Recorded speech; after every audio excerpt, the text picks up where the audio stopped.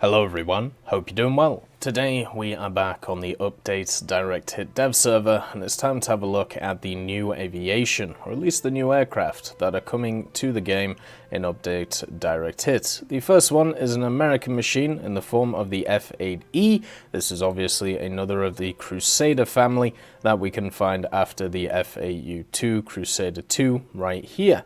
Now, the F-8E is an interesting vehicle. It is slightly different to its brother. The main armaments that this thing actually gets access to are AIM-9Ds. It does get some AIM-9B stock, which is quite nice. It also can get access to some Mighty Mouse that you can see here, and some Zunis as well, and also some bullpups and many different bombs. So this thing can carry pretty much anything when it comes to variants, you know, whether you want bombs, whether you want missiles, whether you want, rockets or anything like that. And they also changed the modification picture for rockets, which I think is pretty nice. So you can bring a little bit of everything if you feel like it and have a bit of fun overall. It does not get access to flares, unfortunately, for the machine, and also doesn't get access to semi-active radar homing missiles, but at least at this moment in time, it is a 10-0 vehicle. Now we'll have to see if that changes. I think it will be okay in the multi-role state. It also has a beautiful skin on it. It is absolutely wonderful to see. Another thing that is probably my favorite thing in this update, they have updated the B-17 models. The B-17 models were some of those models which were some of the oldest looking in the game. And finally, they have updated them. They have not updated the cockpits, but the actual outside models and the camouflages are all done and beautiful to see.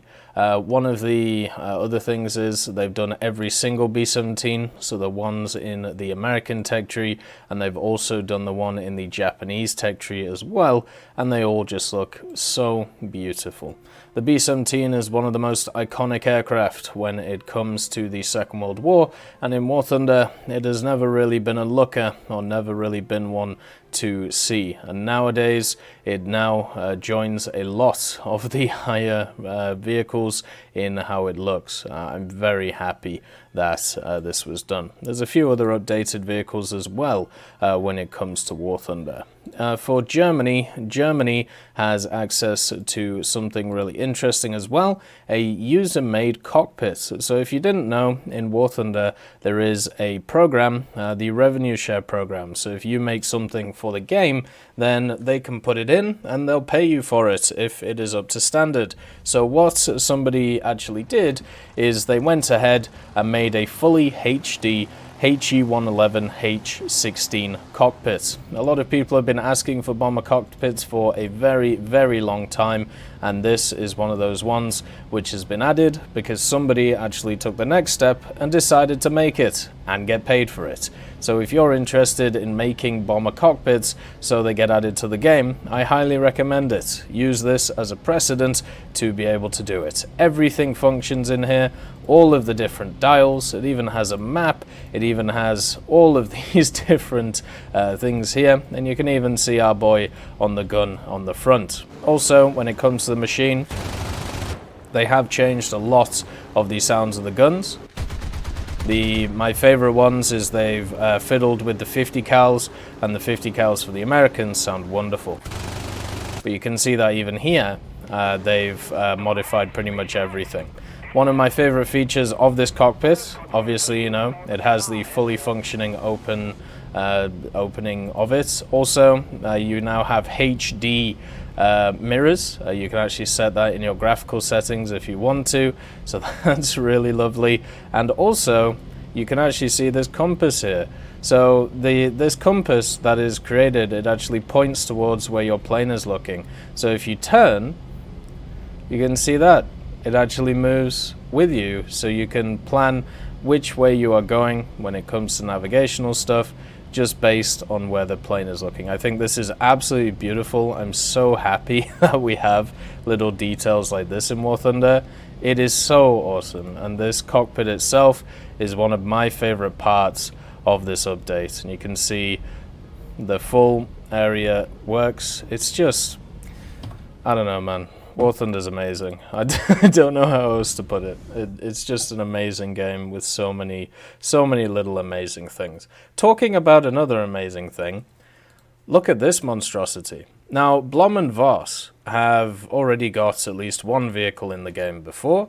You know, you have the BV-238, the massive bomber. Now, we have the BV-138C1. This is another monstrosity from Blom and Voss. Now what we need is to complete the holy triad is the BV-141, which I'm sure we'll get at some point. But this is a 3-engined hydroplane that is coming to the game for Germany. It has access to a 20mm in the front, a 20mm in the booty, and also a 13mm up here. I feel sorry for this guy since the engine exhaust literally leads into his head. That cannot be fun at all. But yeah, it's a nice little float plane. It does also get access to some bombs, only 650s. I'm pretty sure this was for recon or something similar to that. It has the Yonkers-Yumo 2056D 6-cylinder inlines with 750 horsepower each. They look very similar to the engines on stuff like the Uhu that we have. It doesn't actually get bomb stock right now, so you actually have to unlock the bombs as a rank 2 upgrade. So you might have to go gunfighter mode to actually be able to unlock the bombs. It does have a 5-man crew, pilot, co-pilot, and then 3 gunners. And the arcs on the guns are actually pretty good. So you can actually cover pretty much everything above you, but below you have absolutely no coverage at all. So that is something to note. It's a fantastic machine, looks absolutely hilarious. They also decided to add Rato to the Me-264. I'll show you that in another video. The Soviets obviously have access to one of the crown jewels of Update Direct Hit, and it is the MiG-27M. Now, we did various testing with the different missiles and also bombs that the MiG-27M gets access to, so there will be a separate video on that. And the crowning achievement of this thing is its armament. Obviously, this is based off the MiG-23, the variant we have in the game, and it has access to the Tumansky R-29B 300. It flies very similar to the MiG-23 in the game. One of the things they've actually added also to the game as a little tidbit is if you x-ray over the pilot or the bombardier or whoever looks after the controls, it actually shows you what types of mechanics they have access to. So you can see here with the MiG-27M, there's cannon CCIP, rocket CCIP, bomb CCIP and CCRP, and then RWR SPO-15. So it's pretty cool. The MiG-27M has access to 40 different sets of secondary weapons, ranging from stuff like R13M1s, and then also R60s, which are obviously very good. Has a ton of different bombs as well, including guided bombs, which is a new mechanic in the game. And when I do the video specifically on the MiG-27M, I'll show you how that works. Also, we have the first Soviet TV-guided bombs, TV-guided missiles, and then we also have some more laser-guided missiles as well that you can use. I actually just want to quickly show you the TV in this thing, because the cockpit is absolutely beautiful for the MiG-27M as well, and it tracks properly, which is something that I thought wouldn't actually happen, but it does. So you've got, obviously, the turquoise color. Here's the sound of the gun. Never mind, the landing gear's in the way. We'll have to set up first. But you can see here's the TV guidance for the missiles itself. And once you lock onto a target, it actually follows it as long as you are, looking in that area. So when it comes to the way that these missiles work, these missiles are slightly different to the Maverick ones. These actually lock onto the ground. They do not lock onto specific vehicles. So once you fire it, it will go towards that area and not deviate from the path. So where a Maverick will follow a vehicle in, this missile instead will just go to the point which you have selected with the TV guidance. It's kind of as simple as that. That's how it works. So this is the gun inside the cockpit. And this is the gun outside the cockpit.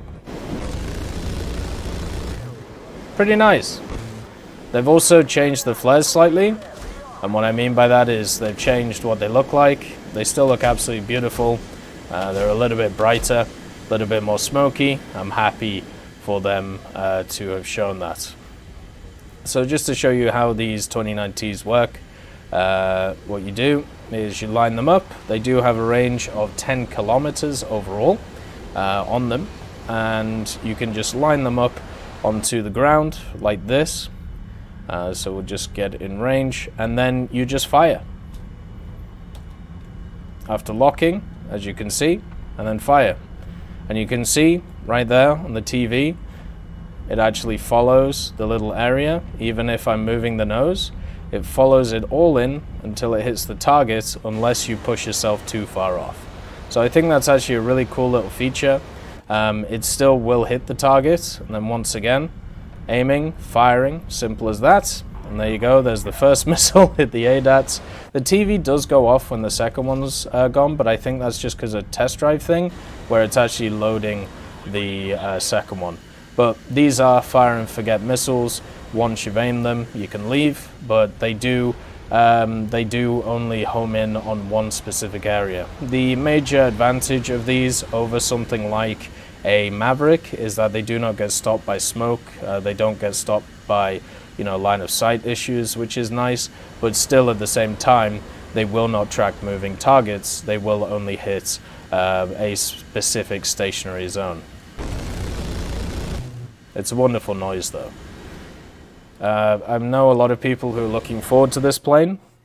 One of the other interesting things about it is where it's actually located in the tech tree. It's located after the Yak-28 of all things, so it might be worth spading that to be able to get the MiG-27. Britain gets my pick for this update, and it is the Shackleton. The Shackleton is a vehicle I've been looking forward to for many years when it comes to War Thunder. It was seen, at least in parts, in the files for many years, and now one of the versions is finally in the game, the Shackleton MR Mark II. This is a maritime patrol aircraft, which also has access to a bunch of weapons. It also has contra-rotating props, as you can see, which is a lovely feature, powered by Merlin 68As with 1,300 horsepower each. It also has access to a ton of crew members, as you can see. You got the pilots, you got basically a gunner slash bombardier, then also 3 dudes in here, and then these lads at the back chilling as well.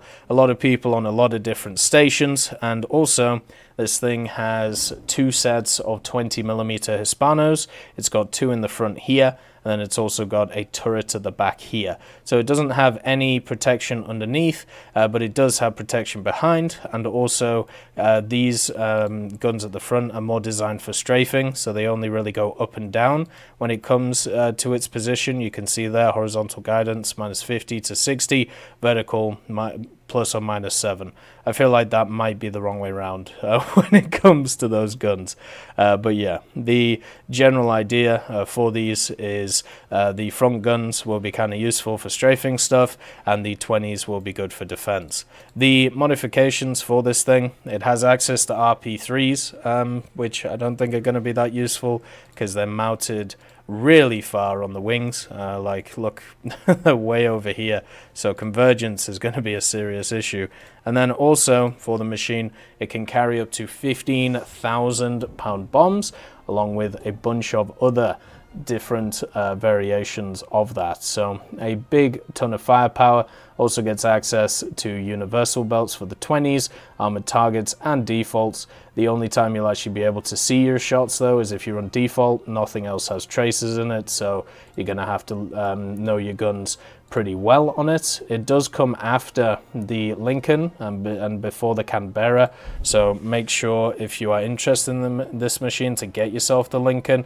And another thing that unfortunately doesn't work right now, but hopefully in the future it will, because there's a lot of vehicles in game that actually have radars or stuff similar. Has a cockpit placeholder right now, maybe that'll change, but they have access to radars, but the radars don't function, or they just, they're not implemented yet. I'm hoping the Shackleton does get itself implemented. It's the new Hispano sound, by the way. As I said, they've changed a lot of guns in the game.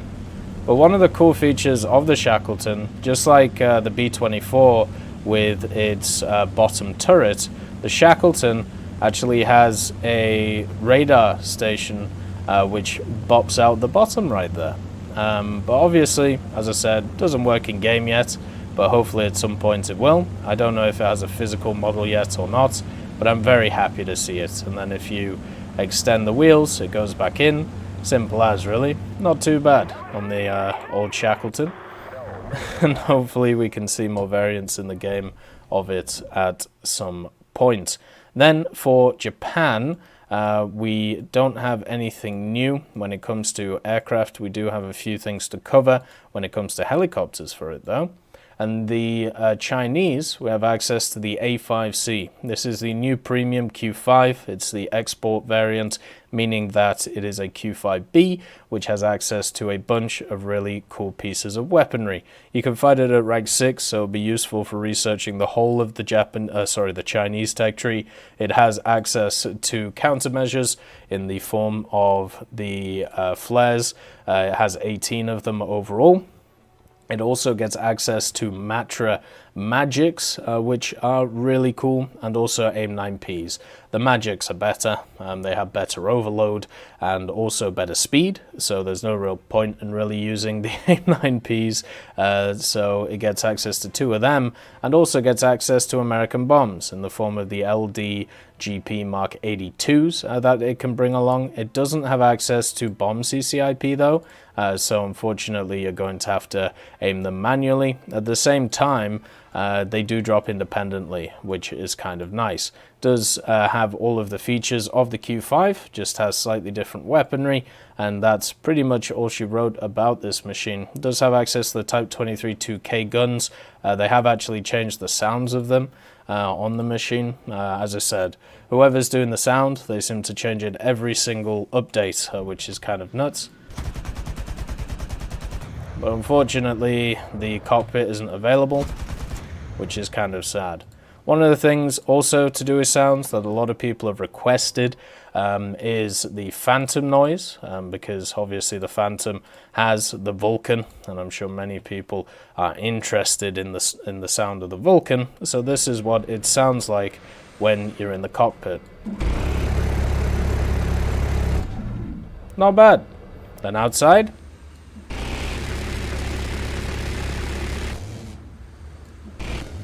So there's a little bit of a kick to it now, which I think is pretty cool. So yeah, that's the Vulcan noise. It's one of those you're going to hear a lot if you play high tier. Then the Italians get access to the F104G.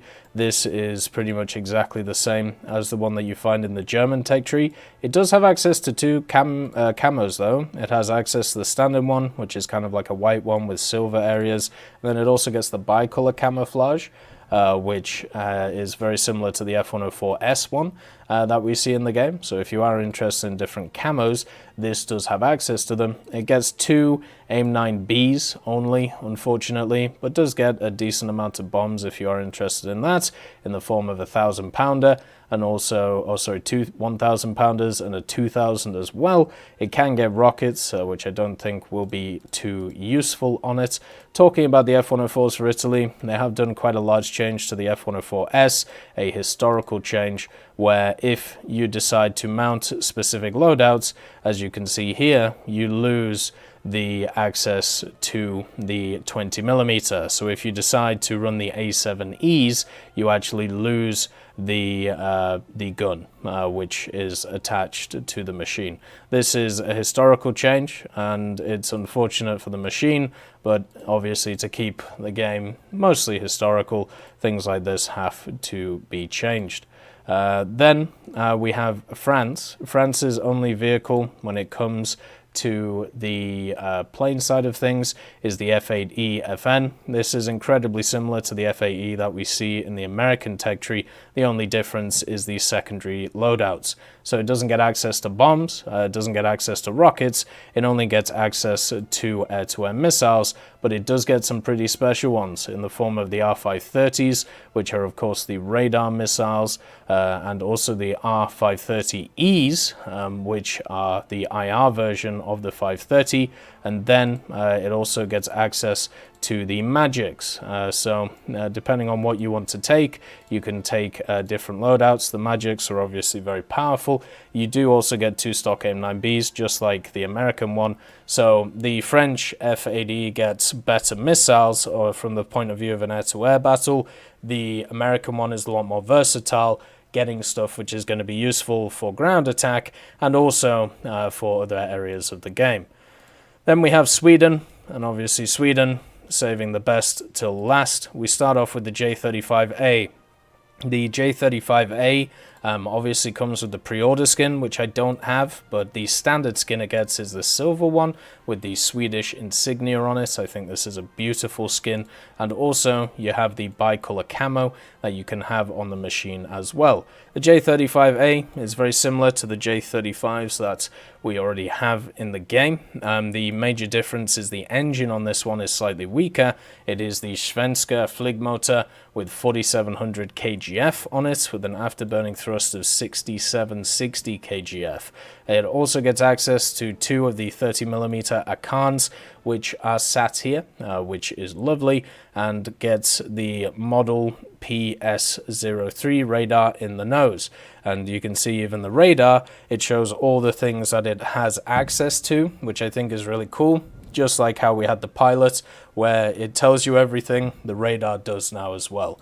The J35 only gets access to AIM-9Bs. It can get a total of 4 of them. These are RB-24s, but they are AIM-9Bs. Then it gets a few rockets, but nothing to write home about. The main set of things you're going to be using are these. Doesn't get access to any flares, unfortunately, so won't be very good defensively, apart from the maneuverability of the J35, which is pretty strong. Then we have the crown jewel of the updates, the JA37. The JA37 has access to 2 separate skins. This is the grey camouflage that it has access to, and then you also have the standard one, which is more of a tri-color camo sort of deal. The JA37 has one 30mm Akan in the center with 150 rounds and access to some pretty nice missiles. It has no countermeasures, so defensively it's going to be a bit rough. It does have access to rockets, but the main thing is the missiles, with only being able to carry 24 of the rockets in total. It gets RB-24Js, which are similar, if not the same, as AIM-9Ps. Then you have the RB-71s. These are very good. These are basically radar missiles, which have very similar characteristics to the best IR missiles in the game, apart from the fact they also have access to the range. They have a launch range of 50 kilometers. I've been able to hit stuff at 15 kilometers out. They have a maximum speed of Mach 4 and 30 G overload.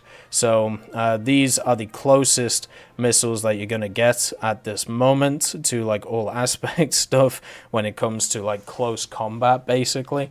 If you are looking for a missile which is going to lock on pretty quickly and you know, be able to deal with stuff pretty simply. So when we have a look at the Viggen, they have fully modeled the cockpit. Once again, we have the full HD mirrors, which are really cool, but you have the center area, you have a little map for yourself. Everything looks beautiful on this aircraft. Another thing that it does have access to, which I should actually show off, is it does have access to reverse thrust, which I think is actually pretty cool. And if I could remember how to actually do it, there we go. So it closes the back, and then what you can do is you can just kind of brake in a way. But we're not braking very quickly, but we are reverse thrusting right now, and maybe I should show it in a different way before I crash. But yeah, it does have access to reverse thrust. It doesn't have access to the other thing, like a parachute, so this is probably going to be the best way to actually land. You can see here, just like the SK60 that we have in game, it does have access to that feature. So if you're trying to set up in a decent place, or if you're trying to do something like reset, then you can do that. Biggest issue with the Viggen, as I said, no countermeasures, so it's going to be prey for a lot of vehicles if it isn't put in an aggressive position, but generally it should be alright. And the vehicle itself looks absolutely beautiful. Very happy to see it finally in the game, and hopefully a lot of people enjoy it.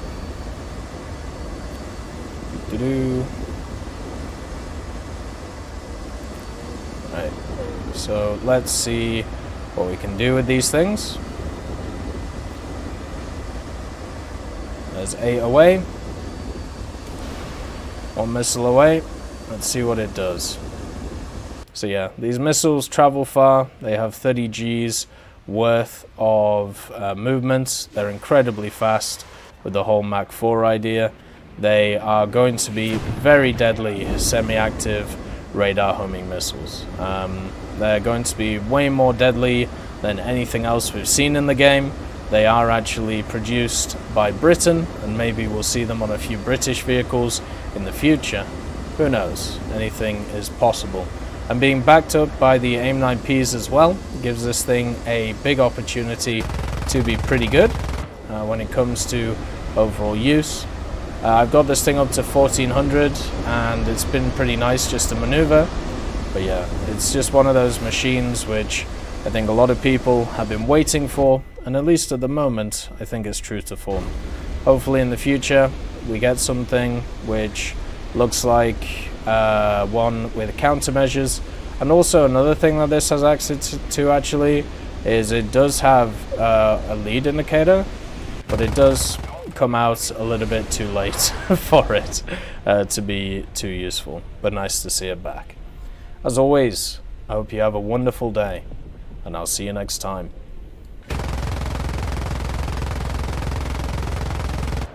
I'd like to thank BRFC, Swollen Ostrich, Teddy, John Ryman, Universe, Conte Baraka, Eugens Terry, Ambrosius McClellan, Daniel Stanton, Martinez, B. Young, Lafouche, Barine, and Samuel Schlick for supporting the channel.